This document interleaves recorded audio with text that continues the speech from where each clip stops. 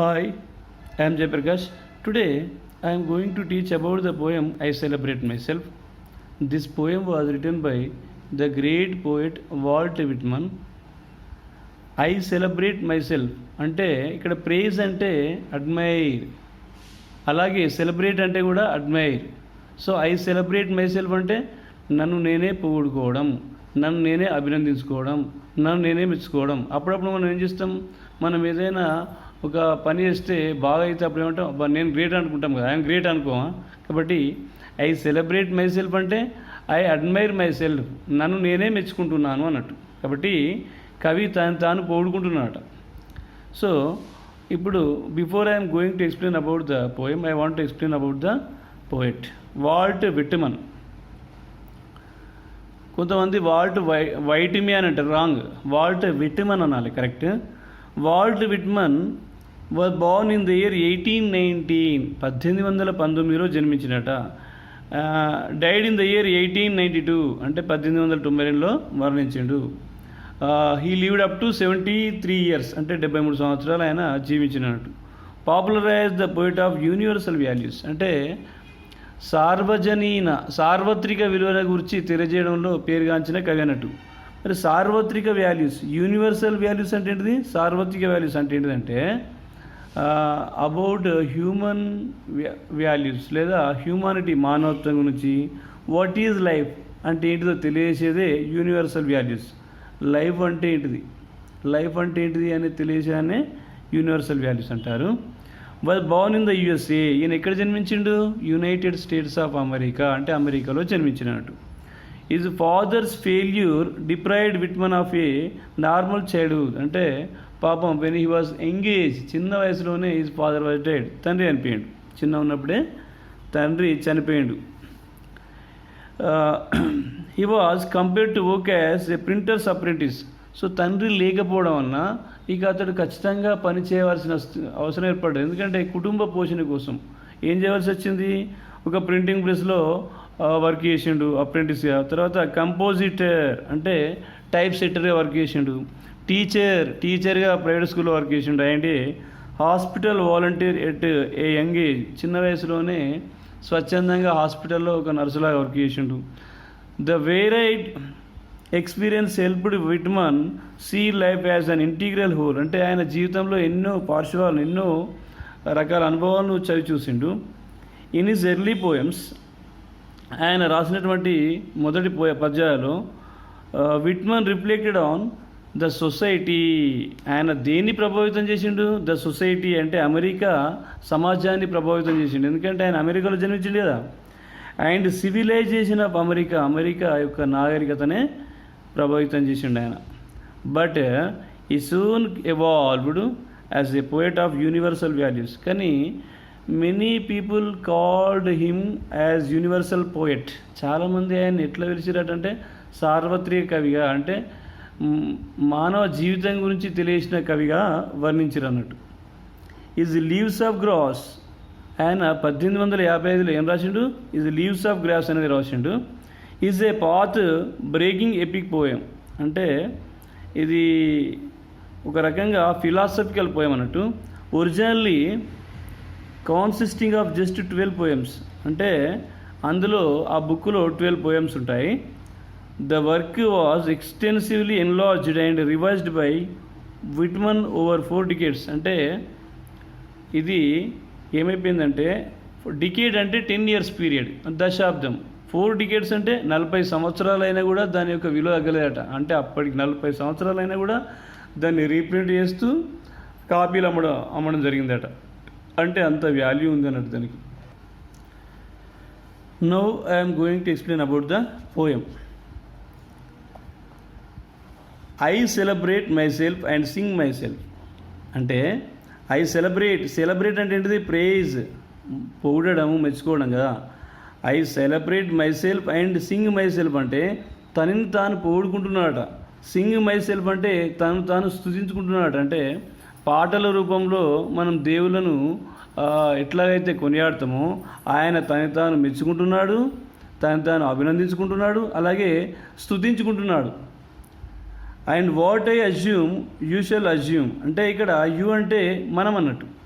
ఆయనకు ఏదైతే ఆలోచనలు ఉంటాయో అలాంటి ఆలోచనలు మీకు కూడా ఉంటాయి. అంటే ఆయన తనని మెచ్చుకుంటున్నాడు, అలాగే అందరినీ మెచ్చుకుంటున్నాడు. ఆయన ఒక్కనే మెచ్చుకుంటున్నాడు, నేను గొప్ప మీరు గొప్ప అంటున్నాడు. అలాగే వాట్ ఐ అజ్యూమ్ అంటే ఫిజికల్ అపియరెన్స్ అన్నట్టు. ఆయనకు ఎలాగైతే 2 ears 2 hands 1 nose ఉంటాయో, అంటే మనిషికి ఎలాగైతే 2 చేతులు 2 కాళ్ళు 1 ముఖం ఇట్లా ఇవన్నీ పార్ట్స్ ఉంటాయో అవి మనకు కూడా ఉంటాయి కదా. మనకు కూడా ఒక 2 కాళ్ళు 2 చేతులు ఇట్లా ఉంటాయి కదా ఫిజికల్ అపియరెన్స్. సో అతనికి ఏ రకమైన ఫిజికల్ అపియరెన్స్ ఉందో అది మనకు కూడా ఉంది. అంటే ఆయన ఎట్లాగైతే మనిషి మనం కూడా మనుషులమే కదా. For every atom belonging to me as good belongs to you. అంటే ఎవ్రీ ఆటమ్ అంటే his body is created by so many cells and our body is created by so many cells. అంటే అతని శరీరం కొన్ని అణువుల చేత ఏర్పడ్డది, మన శరీరం కూడా కొన్ని అణువుల చేత ఏర్పడ్డది. అంటే ఇక్కడ ఇంకో విషయం కూడా చెప్తున్నాడు. అంటే our body is created by supreme being God. అంటే మన బాడీ కానీ ఆయన యొక్క బాడీ కానీ సృష్టించబడడానికి కారణం ఎవరంటే దేవుడే కదా. కాబట్టి ఆయన ఏమంటున్నాడు, అతనిని కానీ మనని కానీ తయారు కావడానికి కారణం ఏంటంటే సెల్స్, కణాలు ఎన్నో. కాబట్టి for every atom belonging to me as good belongs to you. అంటే నా శరీరం కొన్ని అణువుల చేత ఏర్పడ్డది, కొన్ని కణాల చేత ఏర్పడ్డది, మీ శరీరం కూడా అలాగే అన్నట్టు. I loafe and invite my soul. Loafe అంటే move or walk without any ఏమన్నట్టు. ఆయన నడుచుకుంటూ వెళ్ళినట్టు ఎలాంటి ఆలోచన లేకుండా. Invite my soul. సోల్ అంటే ఆత్మ. మన శరీరంలో ఆత్మ ఉంటుంది. ఆత్మ అనేది శరీరం నుండి బయటికి వెళ్ళినాక ఏమవుతుంది, మనం చనిపోతాం. అప్పుడే మనం శవాన్ని తీసుకెళ్తూ ఉంటారు. కాబట్టి ఆయన అలా సోల్ని ఇన్వైట్ చేసినట్టు, ఆత్మని ఇన్వైట్ చేసినట్టే దాని అర్థం ఏంటంటే ఆయన సోల్ని ఇన్వైట్ చేసినని కాదు, ఆత్మ సాక్షాత్కారం కోసం ప్రయత్నం చేసిండు అన్నట్టు. అంటే మనం ఏం చేస్తుంటామంటే మనం భూమికి వచ్చినాం, మనం భూమి మీద ఉన్నాం, కానీ what is the life of us, మన లైఫ్ ఏంటిదో మనం తెలుసుకుంటలేము. ఆయన ప్రయత్నం చేసిండట, నేనెవరు, హూ యామ్ ఐ. అంటే మన యొక్క ఆత్మను కూడా మనం తెలుసుకోవడానికి ప్రయత్నం చేస్తే తెలుసుకోవచ్చు, కానీ అట్లాంటిది మనం చేయడం లేదు. స్వామి వివేకానంద ఉన్నాడు, ఆయన ఏం చేసిండు, ఆయన ఆత్మసాక్షి అంటే ఆయన ఆత్మను ఆయన చూడగలుగుతాడు, కానీ మనం చూడలేం కదా. ఇప్పుడు షిరిడి సాయిబాబా సినిమా ఉంది, అందులో ఏం చేస్తాడు, ఆయన అలాగే పడుకుంటాడు, ఆత్మ మాత్రం వెళ్ళిపోతుంది. అప్పుడు ఊరందరూ ఏమనుకుంటూ చనిపోయిండు అనుకుంటారు. అట్లా ఈయన కూడా ఆయన సోల్ను అట్లా బయటికి వచ్చే విధంగా ప్రయత్నం చేసినట్ట. I lean and loafe at my easy observing a spear of summer grass. So here he praised himself and others. ఆయన తనని పొగుడుకున్నాడు, అలాగే అందరిని పొగుడుతూ ఇక్కడ ఏమంటున్నాడు, he praised living things non living things. అంటే ప్రాణం ఉన్న వాళ్ళను మెచ్చుకుంటున్నాడు, ప్రాణం లేని వాటిని మెచ్చుకుంటున్నాడు. ఏమంటున్నాడు, ఐ లీన్ అండ్ లో పెట్టి my easy observing a sphere of summer grass. అంటే గడ్డి పరక. స్పియర్ ఆఫ్ సమ్మర్ గ్రాస్ అంటే ఏంటిది, గడ్డి పరకని కూడా మెచ్చుకుంటున్నాడట. అంటే సృష్టిలో everything is created by God. అంతా దేవుని చేత క్రియేట్ చేయబడ్డది. కాబట్టి గడ్డి పరకైనా సరే అది కూడా గ్రేటే అంటున్నాడు. మనుషులే కాదు, గడ్డి పరకైనా సరే. ఎందుకంటాడంటే మీరు గడ్డి మీద కూర్చుంటే అది వంగుతుంది, మీరు లేస్తే అది పైకి లేస్తుంది, దాన్ని కట్ చేస్తే మళ్ళీ పెరుగుతుంది, దాన్ని తగలబెడితే మళ్ళీ వర్షకాలంలో పెరుగుతుంది. దాని యొక్క హంబుల్, దాని యొక్క గ్రేట్ అని అట్లా ఆ విధంగా గడ్డి పరకని కూడా చాలా గొప్పదే. అది కూడా తయారు కావడానికి కారణం సృష్టికర్త ఆ దేవుడే అని చెప్పేసి గడ్డి పరకను కూడా స్పియర్ ఆఫ్ సమ్మర్ గ్రాస్ అంటే గడ్డి పరకను కూడా మెచ్చుకుంటున్నాడట.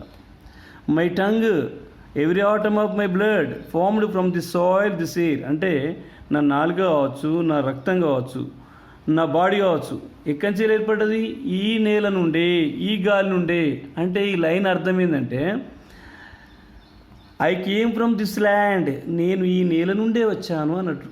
అంతే, అట్లా తీసుకోవాలి. I came from this land అంటే ఆ ల్యాండ్ ఏంటిది, ఆ సాయిల్ అంటే మట్టి అనుకుంటాం, కానీ ఇక్కడ ల్యాండ్ అన్నట్టు. సో ఆ ఏంటిది, అమెరికా. ఆయన అమెరికా నుండి వచ్చిండు, అక్కడ జన్మించింది కదా. కాబట్టి I came from this land, ఈ లైన్ మీనింగ్ ఏంది, I came from this land, నేను ఈ నేల నుండే వచ్చాను అన్నట్టు.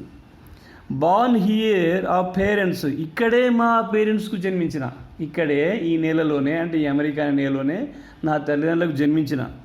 Here from the parents the same, మరి నా పేరెంట్స్ యొక్క తల్లిదండ్రులు కూడా ఇక్కడనే జన్మించారు.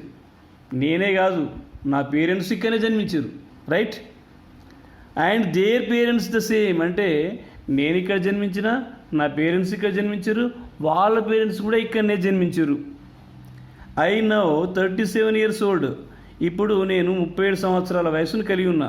ఇన్ పర్ఫెక్ట్ హెల్త్ బిగిన్ అంటే మంచి ఆరోగ్యంలో ఉన్నా. అంటే ఇప్పుడు నా వయసు 37 సంవత్సరాలు, నేను మంచి ఆరోగ్యంతో ఉన్నాను. Hoping to cease not till death అంటే చనిపోయేంత వరకు ఇలాగే ఆరోగ్యంగా ఉంటానని అనుకుంటున్నా. Creeds and schools in abeyance. Creeds అంటే రిలీజియస్ స్కూల్స్, కొన్ని క్రిస్టియన్ స్కూల్స్ ఉంటాయి, సెయింట్ జాన్స్, సెయింట్ ఆల్ఫోన్స్ ఇట్లాంటివి. అవి లయోలా. ఈ స్కూల్స్ ఎట్లా ఉంటాయంటే they maintain some rules, some principles. అంటే క్రైస్తవుల యొక్క స్కూల్ ఎట్లా ఉంటాయంటే కొన్ని సిద్ధాంతాలను పాటిస్తాయి అన్నట్టు. That is called dogmas. So but what he said you have to avoid the dogmas. కొన్ని సిద్ధాంతాలు ఉన్నాయి కదా, ఒక మతానికి కొన్ని విలువలు ఉంటాయి అన్నట్టు. అట్లాంటి వాటిని విడిచిపెట్టండి, మీరు ఆ మత సిద్ధాంతాలను పట్టుకోకండి అంటున్నాడు ఆయన. Schools in abeyance. స్కూల్స్ అంటే పాఠశాల కాదు. స్కూల్స్ అంటే ఏంటిది అని అంటే అర్థం group of writers, artist etcetera with the same style of work and opinion. అంటే మతాలకు సంబంధించిన స్కూల్ కావచ్చు, లేదంటే హిందూ సాంప్రదాయం ప్రకారం ఉన్నటువంటి కొన్ని కళా బృందాలు కావచ్చు, ఎవరైనా సరే, అయితే ముస్లిమ్స్ కావచ్చు, హిందువులు కావచ్చు, క్రిస్టియన్స్ కావచ్చు, ఎవరైనా సరే. ఇక్కడ ఏమంటున్నాడు ఆయన, you have to avoid the dogmas. మీ యొక్క సిద్ధాంతాలు పక్కన పెట్టండి, అవన్నీ పట్టుకోకండి అంటున్నాడు. ఎందుకంటే you are a Christian or Muslim or Hindu. మీరు క్రిస్టియన్ కావచ్చు, లేదా హిందూ కావచ్చు, లేదా ముస్లిం కావచ్చు. Basically you are a man, ఒక మనిషి కదా. ఎవరి రక్తమైనా రెడీగానే ఉంటుంది, కానీ ఒకరి రక్తం వేరే ఉంటుంది కదా. కాబట్టి మీరు ఇక్కడ క్రీడ్స్ అంటే క్రిస్టియన్స్ కావచ్చు, స్కూల్స్ అంటే హిందూ మతాలకు సంబంధించిన కావచ్చు, ఎవరైనా కావచ్చు, మీరందరూ మనుషులే అనే విషయాన్ని గుర్తుంచుకోండి. Retiring back a while sufficed it what there but never forgotten. అంటే ఒక విషయం మీరు మర్చిపోవద్దు, all are came from this land. ఈ దేశం మీద, ఈ నేల నుండి వచ్చినాం, మనమంతా కూడా ఈ నేల నుండి వచ్చినాం. కాబట్టి మీ యొక్క ప్రిన్సిపల్స్ చెప్పడం మానేయండి. అంటే ప్రీచర్స్ ఏం చేస్తారో మత బోధన చేస్తారు, వాళ్ళ మతాన్ని గురించి చెప్తూ ఉంటారు. అట్లాంటిది ఆపేయండి, మీరు ఆపేయండి అని అంటున్నాడు. I harbour for good or bad, I permit to speak at every hazard. అంటే ఐ హార్బర్ అంటే ఇక్కడ ఏమంటున్నాడు, ఆయన యొక్క ఆలోచనలు చెప్తా ఉన్నాడు. ఏమని, it may be good or bad, అది మంచి కావచ్చు, చెడు కావచ్చు, నేను మాట్లాడడానికి సిద్ధంగా ఉన్నా. I permit to speak at every hazard అంటే ఎలాంటి ప్రమాదకరమైన పరిస్థితుల్లోనైనా నేను మాట్లాడడానికి సిద్ధంగా ఉన్నా. కాబట్టి మీరు, అంటే ప్రమాదకరమైన పరిస్థితుల్లో అంటే మనము ఒక మతం గురించి మాట్లాడితే ప్రమాదం అవుతుంది కదా. కానీ ఈయన ఏమంటున్నాడు, హిందువులైనా, ముస్లింలైనా, క్రిస్టియన్లైనా మీరంతా కూడా మీ యొక్క సిద్ధాంతాన్ని పక్కన పెట్టండి. ఫస్ట్ సొసైటీ కోసం, హ్యూమానిటీ కోసం ఆలోచించండి. మనం అంతా మనుషులం కదా. కాబట్టి అది పక్కన పెట్టండి, మత సిద్ధాంతాలను పక్కన పెట్టండి. అలా పక్కన పెడితే nature without check with original energy. అప్పుడు ప్రకృతి ఏం చేస్తానంటే మనకు తన యొక్క ఒరిజినల్ ఎనర్జీని మనకు పరిచయం చేస్తా. అంటే నేచర్ అనగానే ఏమొస్తుంది, సన్, ఎయిర్, వాటర్, ఇవన్నీ నేచర్ కదా, ట్రీస్. సో నేచరు మనము మత సిద్ధాంతాలను పక్కన పెట్టినట్లయితే, మత సిద్ధాంతాలను అవాయిడ్ చేసినట్లయితే, అప్పుడు నేచర్ ఏం చేస్తాడటంటే తన యొక్క అసలైన ఎనర్జీని మనకు చూపిస్తాడట. అంటే తన యొక్క ప్రైమల్ ఎనర్జీని మనకు తెలియస్తూ అంటున్నాడు. అంటే ఇప్పుడు మనము చేసేటువంటి కార్యకలాపాలే నేచర్కు మూలం అన్నట్టు. కాబట్టి మనము అవన్నీ అవాయిడ్ చేస్తే నేచర్ మనకు తన యొక్క శక్తిని మనకు తెలియజేస్తుంది అని అంటున్నాడు.